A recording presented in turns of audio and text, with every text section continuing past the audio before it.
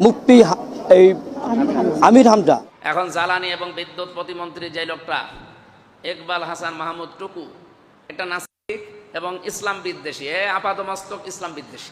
জনাব আমির হামজা উনি খুবই কুরুচিপূর্ণ একটা বক্তব্য দিয়েছেন, ওনাকে নাস্তিক বলে আখ্যা দিয়েছেন। আমির হামজা সাহেব অত্যন্ত নির্লজ্জভাবে বেহায়ার মতো টুকু সাহেবকে বলেছে যে উনি একজন নাস্তিক। আমির হামজার বিরুদ্ধে আইনি ব্যবস্থা গ্রহণ করার জন্য আমরা আজকে মামলা দায়ের করেছি এবং আমরা চাই ওনার একটা উপযুক্ত শাস্তি হোক। আবারও কি গ্রেফতার হতে যাচ্ছেন মুফতি আমির হামজা? প্রশ্নটি এখন অনেকের মনেই ঘুরপাক খাচ্ছে, কারণ তার বিরুদ্ধে 100 কোটি টাকার একটি বিশাল মানহানি মামলা দায়ের করা হয়েছে। কিন্তু কেন, হঠাৎ করে কেন তার বিরুদ্ধে এত বড় অঙ্কের মামলা হলো? মূলত কুষ্টিয়া 3 আসনের সাবেক সংসদ সদস্য এবং জামাত নেতা মুফতি আমির হামজা একটি বক্তব্যে বিএনপি নেতা ও সাবেক মন্ত্রী ইকবাল হাসান মাহমুদ টুকুকে নিয়ে বিতর্কিত মন্তব্য করেছিলেন। তাকে নাস্তিক এবং ইসলাম বিদ্বেষী বলে আখ্যা দেওয়ার কারণেই এই আইনি জটিলতা তৈরি হয়েছে।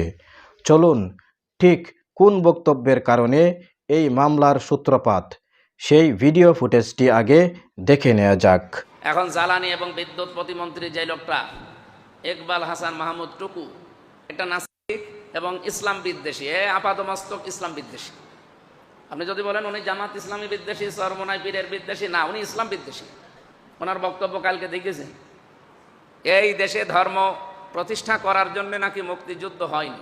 তো মুক্তিযুদ্ধ হয়েছে কেন আপনি বলেন তো? মুক্তিযোদ্ধা তো এখনো বেঁচে আছে। আপনি তাদেরকে জিজ্ঞাসা করেন তারা ইসলাম বিদ্বেষী কিনা, তারা ধর্ম বিদ্বেষী কিনা। এর আগে তারেক রহমানের যে সমস্ত নামগুলো বাংলাদেশে ছড়ানো, বিশ্বের মানুষ জানে, ওনারে খাম্বা বলে ডাকে ওনার কারণে না, এই যে এইটুকুর কারণে। ওনারা যে খাম্বা বলে ডাকা হয় এইটুকুর কারণে, কারণ এই জায়গাটা এর আগে উনি মন্ত্রী ছিল।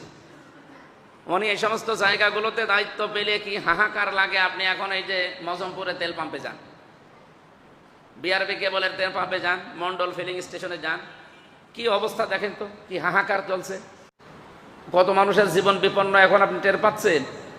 এই সমস্ত অযোগ্য মানুষগুলোকে না দিয়ে যারা যোগ্যতা সম্পন্ন, যারা দেশের মানুষের প্রতি দরদ রাখে, এরকম মানুষকে যদি আমার মনে হয় সিরিয়াল আকারে বসানো যেত, এই হাহাকারটা লাগতো না। এর আগেই তো সে পরীক্ষিত ছিল, পরীক্ষা দিয়ে অন্তত পরীক্ষায় ফেল করেছে, যার কারণে খাম্বা তারেক পর্যন্ত নাম হয়ে গেছে। তারে কার এশারায় বা কাকে খুশি করার জন্যে কি মতলবে নিয়ে এসেছে আমরা জানি না। এরকম মানুষ যারা দেশের প্রতি কমিটমেন্ট দেওয়ার পরেও ঠিক রাখে না, যে মানুষগুলো মানবতার দরদি না, খালি নিজেদের আখের গোছানোর চিন্তা ভাবনা, যারা ইসলাম বিদ্বেষী, 96-92 ভাগ মুসলমানের দেশে এরকম মানুষকে আমার 100 ভাগ মানে আকাঙ্ক্ষা, ইচ্ছা যে এদের দায়িত্ব না দেওয়াই ঠিক। দর্শক বন্ধুরা, আপনারা মুফতি আমির হামজার সেই বক্তব্যটি শুনলেন। ইকবাল হাসান মাহমুদ টুকুকে নাস্তিক বলায় এই মামলাটি দায়ের করা হয়েছে।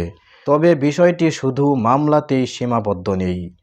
আইনজীবীরাও এই বক্তব্যের তীব্র প্রতিবাদ জানিয়েছেন এবং আইনি ব্যবস্থা নেওয়ার যৌক্তিকতা তুলে ধরেছেন। মুফতি আমির হামজার এই বক্তব্য নিয়ে আইনজীবীদের পর্যবেক্ষণ কী এবং তারা কেন এই পদক্ষেপ নিলেন তা বুঝতে হলে চলুন আমরা আইনজীবীদের দেওয়া সেই বক্তব্যটি দেখে নেই। ইকবাল হাসান মাহমুদ টুকু ভাই, উনি একটি মন্ত্রীর ছেলে। ওনার আব্বা পাকিস্তান আমলে শিল্পমন্ত্রী ছিল আব্দুল্লাহ মামুন সাহেব, তারই সুযোগ্য সন্তান। উনি নিজেও 91 সালে মন্ত্রী ছিলেন এবং এইবারও বিপুল ভোটের মাধ্যমে বিজয় হওয়ার পরে এবারও উনি মন্ত্রী হয়েছেন। এবং উনি 1971 স্বাধীনতা যুদ্ধের রণাঙ্গনের একজন সৈনিক, সেই মুক্তিযুদ্ধের একজন মুক্তিযোদ্ধা। উনি স্বাধীনতা পক্ষের শক্তি এবং স্বাধীনতা দিবসে উনি যে বক্তৃতা দিয়েছেন, এই বক্তৃতার পরিপ্রেক্ষিতে মুফতি এই আমির হামজা উনি যে কুরুচিপূর্ণ এবং মস্তিষ্ক বিকৃতির মতো করে যে বক্তব্য দিয়েছেন, এটা আমরা সিরাজগঞ্জবাসী সহ সারা বাংলাদেশের মানুষ ক্ষুব্ধ হয়েছে। সে ক্ষুব্ধর কারণে যে কোনো ক্ষুব্ধ ব্যক্তি মামলা করতে পারে।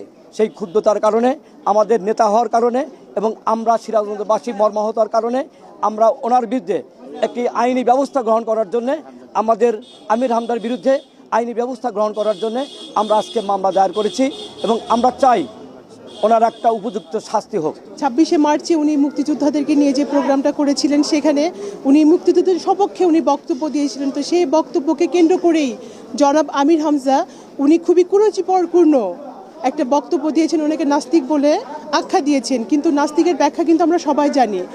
আমরা সবাই ইকবাল মাহমুদকে, উনি সিরাজগঞ্জের কৃতি সন্তান এবং উনি একজন মুসলিমের সন্তান, উনি 5 ওয়াক্ত নামাজ পড়েন। তো ওনার বিরুদ্ধে এই ধরনের বক্তব্য আমরা ক্ষুব্ধ হয়েছি।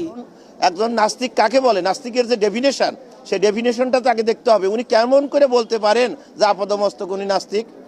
আদালত আমাদের কাছে প্রমাণপত্র চেয়েছে, আমরা পেপার দিয়েছি, আমরা ভিডিও ফুটেজ দিয়েছি এবং আমরা সব কিছু কাগজগুলো, এই কাগজ এবং ডকুমেন্টগুলো আমরা কোর্টে জমা দিয়েছি। উনি এদিকে আদেশ দিবেন, আজকে আদেশ দিবেন। আমরা জানি নাস্তিক হচ্ছে মহান সৃষ্টিকর্তাকে যে অস্বীকার করে উনি একমাত্র নাস্তিক।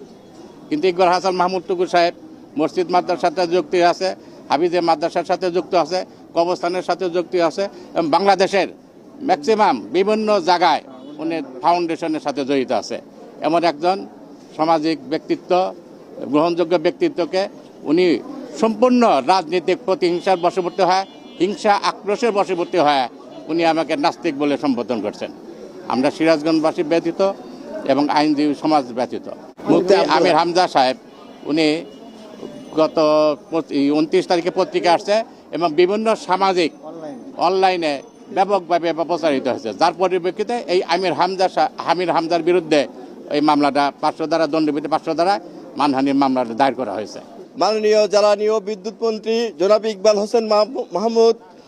হাসান মাহমুদ সিরাজগঞ্জের কৃতি সন্তান, তিনি একজন মুসলমানের সন্তান, তিনি একজন মুসলমান। আমরা গতকাল দেখেছি যে বাংলাদেশের একজন প্রখ্যাত আলেম, কুষ্টিয়া 3 আসনের সংসদ সদস্য আমির হামজা সাহেব অত্যন্ত নির্লজ্জভাবে বেহায়ার মতো টুকু সাহেবকে বলেছে যে উনি একজন নাস্তিক। আমরা ঘৃণা ভরে তার এই বক্তব্যকে প্রত্যাখ্যান করি এবং সরকারের কাছে তার বিরুদ্ধে আইনানুগ ব্যবস্থা গ্রহণ করার জন্য আহ্বান জানাই। প্রিয় দর্শক, আপনারা সম্পূর্ণ বিষয়টি দেখলেন এবং উভয় পক্ষের বক্তব্য শুনলেন। মুফতি আমির হামজার এই বক্তব্য এবং তার বিরুদ্ধে 100 কোটি টাকার এই মামলা, পুরো বিষয়টি আপনি কোন দৃষ্টিতে দেখছেন? আপনার মূল্যবান মতামত অবশ্যই কমেন্ট বক্সে লিখে জানাবেন। আর প্রত্যেকেই ভিডিওতে একটি লাইক দিয়ে শেয়ার করে অন্যকে দেখার সুযোগ করে দিন। আরও এমন ভিডিও পেতে আমাদের চ্যানেলটি সাবস্ক্রাইব করে সাথেই থাকুন। আজকের মতো এখানেই বিদায় নিচ্ছি। আল্লাহ হাফেজ।